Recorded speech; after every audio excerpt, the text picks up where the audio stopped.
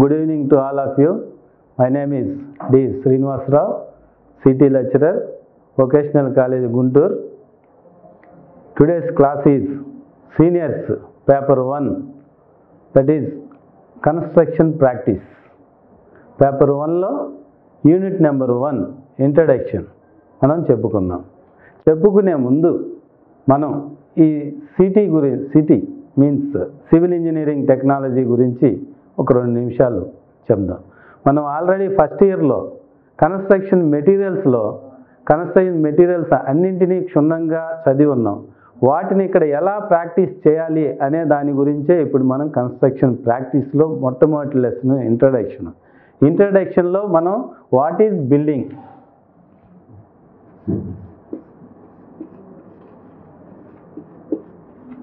Introduction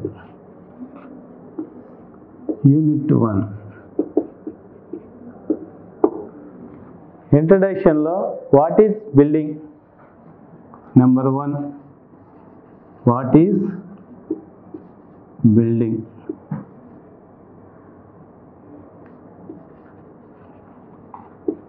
Second one, what is building site?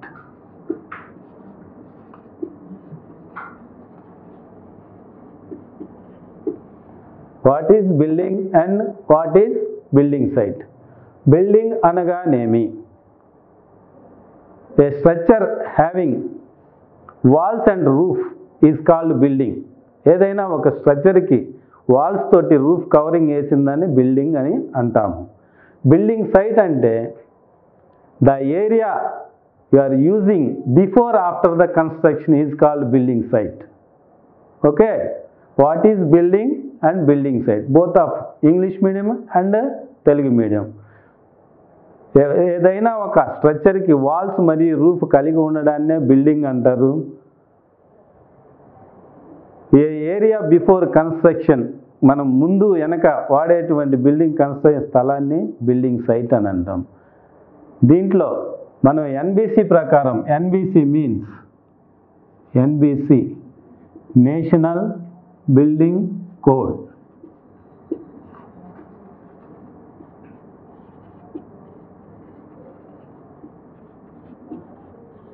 National building code ప్రకారము 1983 implemented. This is implemented in 1983లో building కోడ్ని మనం implement చేయడం జరిగింది. అంతకుముందు వరకు బిల్డింగ్ అంటే బిల్డింగ్, కన్స్ట్రక్షన్ బిల్డింగ్, ఏదో ఒక బిల్డింగ్ అని చెప్పేవాళ్ళం. ఇక్కడికి వచ్చేసరికి 1983లో నేషనల్ బిల్డింగ్ కోడ్ వాళ్ళు 9 గ్రూపులుగా బిల్డింగ్స్ని డివైడ్ చేయడం జరిగింది.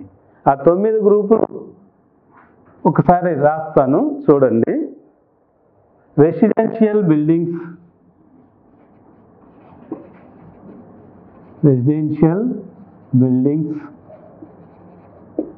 second one is educational buildings,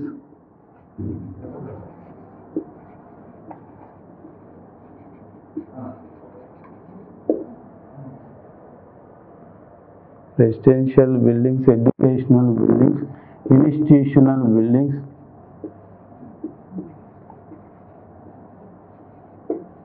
institutional buildings, business buildings,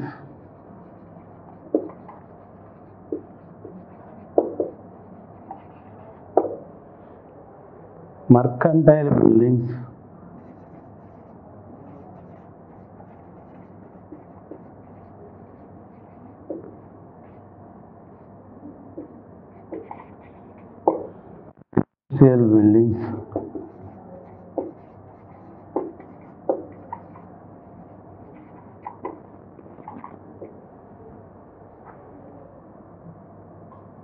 industrial buildings, storage buildings,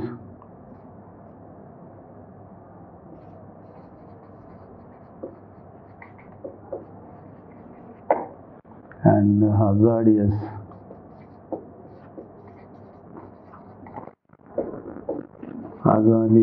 buildings, and finally residential, educational, institutional, business, mercantile, industrial, storage and assembly buildings. Next one is assembly buildings.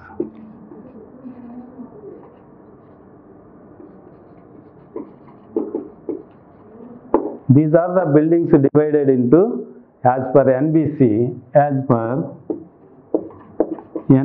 National building code ప్రకారం 9 రకాల బిల్డింగ్స్ని మనం విభజించాం. ఈ విధంగా ప్రయారిటీని బట్టి ఏదైతే దాని ప్రకారం మనం చేసుకుంటూ వెళ్దాం. ఇక్కడ ఎగ్జాంపుల్ రెసిడెన్షియల్ బిల్డింగ్స్ అంటే మీకు ఆల్రెడీ తెలిసే ఉండొచ్చు. రెసిడెన్షియల్ మీన్స్ మనం నివాసం ఉండేటువంటి బిల్డింగ్స్లు. Accommodation with bedrooms and with or without cooking and another one. With or without ఉండొచ్చు, ఉండకపోవచ్చు. Residential building like a lodges, residential houses, flats అన్నీ కలిపి రెసిడెన్షియల్ బిల్డింగ్స్ కింద మనకు వస్తాయి. ఎడ్యుకేషనల్ బిల్డింగ్స్ అంటే ఎడ్యుకేషన్ పర్పస్లో స్కూల్స్ అండ్ కాలేజెస్ ఎగ్జాంపుల్ అన్నమాట. ఇన్స్టిట్యూషనల్ బిల్డింగ్స్ అంటే it a group of institutions including teaching and care like hospitals. Mainly hospitals is the institutional building. Business buildings అంటే where is the compounds like Annapurna cloth markets or any industry. Business means మన hardware shops కానీ shopping complexes ఇటువంటివన్నీ business కింద వస్తాయి. Next mercantile buildings అంటే wholesale are retail అంటే మనకి ఎక్కువగా మన నారాకోడూరు రూట్లో వెళ్ళినట్లయితే మనకి కూరగాయలు మొత్తం హోల్సేల్గా అమ్ముతూ ఉంటారు. ఇటువంటివన్నీ హోల్సేల్ బిల్డింగ్స్ కింద. అదే షాప్స్ రిటైల్గా కూడా మనం పెట్టుకునేదానికి అవకాశం. ఇండస్ట్రియల్ బిల్డింగ్స్ అంటే ఇండస్ట్రియల్ వేర్ హౌసెస్, గోడౌన్స్, ఎక్కువగా మన గిడ్డంగులు ఇవన్నీ ఉండే. స్టోరేజ్ బిల్డింగ్స్ అంటే కోల్డ్ స్టోరేజ్లు ఇవన్నీ మనకు వస్తాయి. హజార్డియస్ బిల్డింగ్స్ అంటే ఎక్స్ప్లోజివ్ ఐటమ్స్ని మనం ఎక్కువగా ఉపయోగించాయి. ఎక్స్ప్లోజివ్ ఐటమ్స్ అంటే like LPG gas and Deepavali crackers ఇటువంటివన్నీ మనం స్టోరేజ్ చేయడానికి హజార్డియస్ బిల్డింగ్స్ అంటే ఎక్కువగా ఊరి చివరిలో ఉంటూ ఉంటాయి. ఈ విధంగా మనం ప్రయారిటీ ప్రకారం ఒకదానికొకటి రెసిడెన్షియల్, ఎడ్యుకేషనల్ ఇలా ఇచ్చుకుంటూ పోతూ ఉంటాం. Next assembly buildings where you are assemble the meetings కోసం వీటి కోసం అసెంబుల్ అవడానికి అసెంబ్లీ బిల్డింగ్స్ అని ఉంటాయి. ఇవి court halls or libraries and city function halls ఇటువంటివన్నీ మనకి అసెంబ్లీ బిల్డింగ్స్ కింద వస్తూ ఉంటాయి. నెక్స్ట్ ఇందులో important component parts of the building ఇక్కడ రాస్తున్నాను.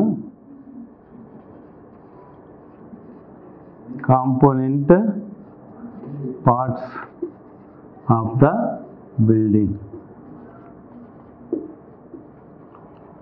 Component parts of the building ఇది వెరీ ఇంపార్టెంట్ అనమాట. మనకి ఈ బిల్డింగ్లో ఏదైతే మనం పార్ట్స్ని చదువుకుంటున్నామో ఇదే బిల్డింగ్ కన్స్ట్రక్షన్లో రాబోయే చాప్టర్స్ అన్నీ దీనికి అనుకూలంగానే మనకి చాప్టర్స్ అన్నీ 1 by 1 వస్తాయి. ఇదే మనం కన్స్ట్రక్షన్ ప్రాక్టీస్ అంటున్నాం. దీనినే మనం కన్స్ట్రక్షన్ ప్రాక్టీస్ కింద చెప్పుకున్నాం.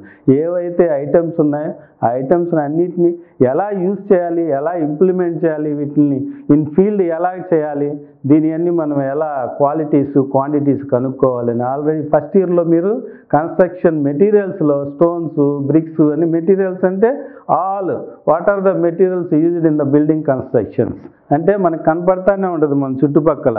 బ్రిక్ దగ్గర నుంచి స్టోన్ దగ్గర నుంచి ఇదే మన కాలేజీ ఒక ఎగ్జాంపుల్. మన ఉమెన్స్ కాలేజీ పెద్ద బిల్డింగ్ చూసినట్టయితే స్టోన్స్ ఉన్నాయి. ఆ స్టోన్స్లో రకరకాల స్టోన్స్ ఉన్నాయి, ఒకటి కాదు. ర్యాండమ్ రబులు, కోర్సుడ్ రబులు, జిగ్జాగి ఇలా ఐటమ్స్ ఉన్నాయన్నమాట. మనకి ర్యాండమ్ రబులు ఇవన్నీ స్టోన్స్ తర్వాత బ్రిక్స్ తర్వాత metals, lime, cement, sand these all are construction materials. ఈ మెటీరియల్స్ అన్నిటినీ మనం వాటి ఫంక్షన్స్ ప్లస్ వాటి యొక్క క్వాలిటీస్, వాటి యొక్క యూజెస్ అన్నీ ఫస్ట్ ఇయర్లో నేర్చుకున్నాం. కాబట్టి సెకండ్ ఇయర్లో వీటన్నిటిని ఎక్కడ మనం ఇంప్లిమెంట్ చేయాలి, ఎక్కడ వీటిని ప్రాక్టీస్లో ఉపయోగించాలి అనే దాని గురించే మనం తెలుసు. అందుకని దానికి వెళ్ళబోయే ముందు మనం ఏం చేయాలి, before this you have to learn the component parts of the building యొక్క component parts each and everything మనం కనుక్కొని చెప్పాలి. Component parts of the building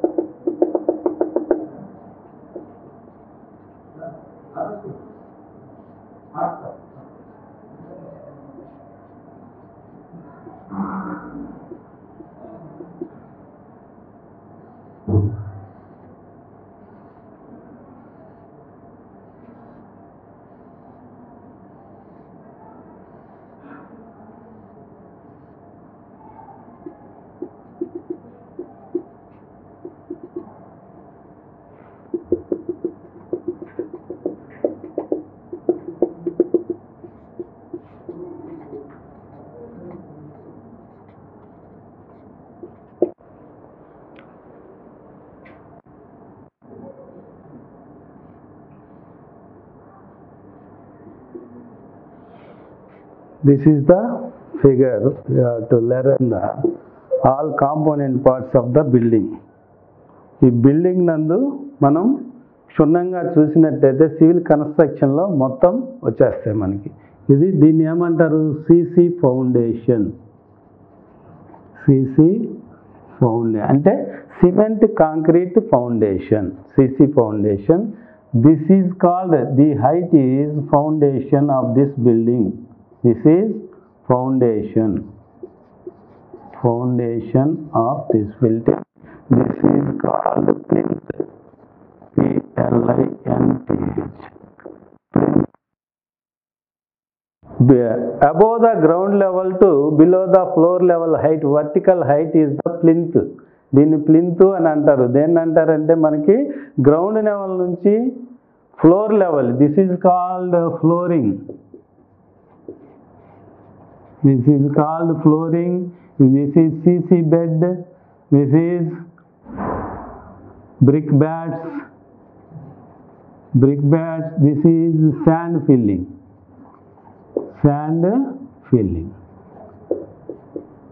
This is sand filling. Above the ground level to plinth level, sand filling. After that brick bats. After that CC bed. After that flooring material. Exposed top one is a flooring. What is the flooring? And either marbles or granite or kadapa slabs or CC flooring, whatever it is called CC bed. This is first footing. This is second footing. This is plinth. This is window and doors and windows.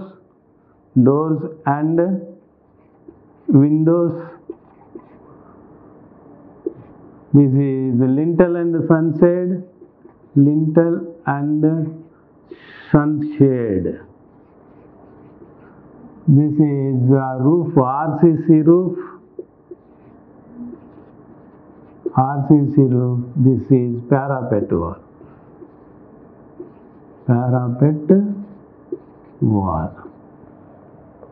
These are the component parts of the building. First one is earthwork excavation. ఇది మొత్తం మనం earth work first చేసుకున్న తర్వాత ఇదంతా ground. ఈ గుంట తీసిన తర్వాత దీని లోపల ఫస్ట్ సీసీ బెడ్ వేస్తాం ఫౌండేషన్లో. సీసీ బెడ్ ఎంత వేస్తాము? 1:5:10 ప్రపోర్షన్స్తో సీసీ బెడ్ లే చేస్తాం. After that first footing and second footing construction. దీనితో మనకి గ్రౌండ్ లెవెల్కి వచ్చేస్తాం. దీన్ని మనం ఏమంటాం? లోపల నుంచి కింద నుంచి పై గ్రౌండ్ లెవెల్కి ఉన్నదాన్ని ఫౌండేషన్ అంటాము. అదే రాశాను ఇక్కడ, ఫౌండేషన్ అని అంటాము. ఫౌండేషన్. దాని తర్వాత గ్రౌండ్ లెవెల్ నుంచి ఫ్లోర్ లెవెల్ వరకు ఉన్నటువంటి వర్టికల్ పోర్షన్ని ప్లింత్ లెవెల్ అంటాము. దాని తర్వాత దీన్ని superstructure and walls. Super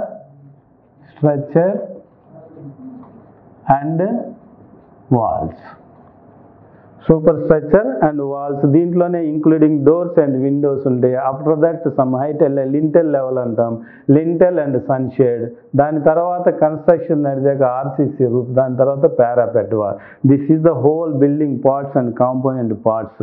దీంట్లోనే మనం కన్స్ట్రక్షన్ ప్రాక్టీస్లో నెక్స్ట్ లెసన్ మనకి ఇది ఇంట్రడక్షన్ అయిన తర్వాత ఫౌండేషన్ అయిన తర్వాత బ్రిక్ మ్యాషనరీ, అంటే ఈ కట్టుబడి కట్టేదానికి brick masonry or stone masonry. Brick masonry are